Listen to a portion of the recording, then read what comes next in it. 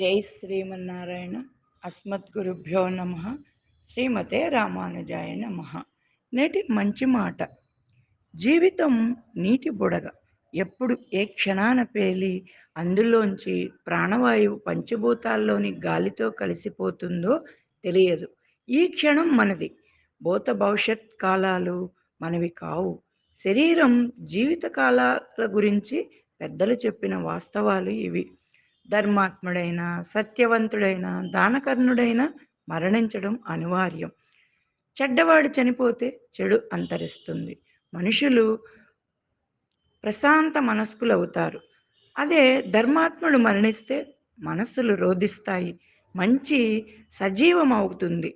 మనసుకు ఉపకరిస్తుంటే కొంత స్వార్థం ఉన్నా పర్వాలేదు కానీ, అదే నరనరాన జీర్ణించుకుపోయి ఎవరికీ మేలు చెయ్యని వ్యక్తిత్వం లేని మనిషిగా జీవించడం వింతే మరి.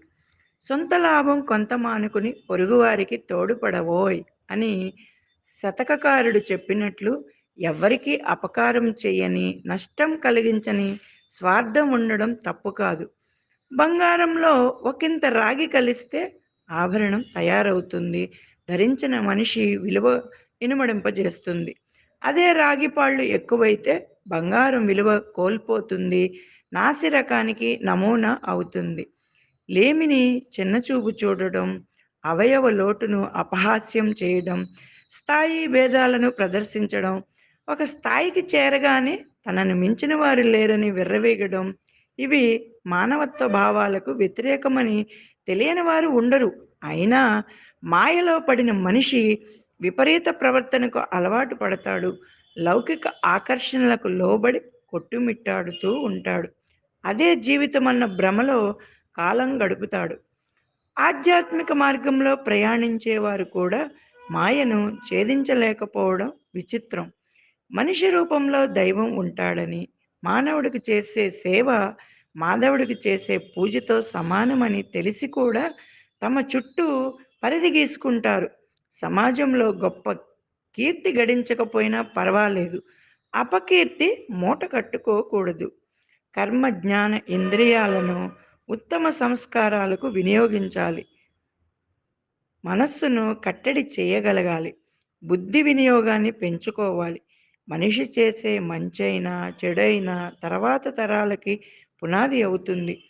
భవన వాతావరణం మార్పులకు చెక్కుచెదరని పటిష్టమైన నిర్మాణమని పదుగురు చెప్పుకోనేలా లేక పగుళ్ళతో విచ్చుకుపోయి అందులో నివాసం ఉండేవాళ్ళు ఎప్పుడు కూలిపోతుందో అన్న చింతతో క్షణక్షణం కాలం గడపాలా అన్నది కర్మచింతన.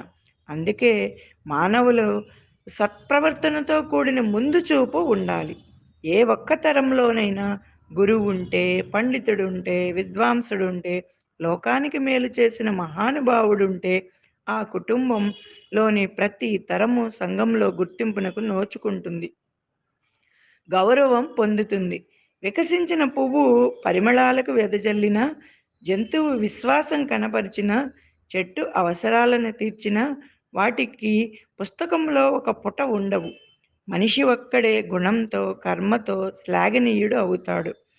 వరంగా పొందిన ఈ జన్మకు విలువ తెచ్చుకోవాలి.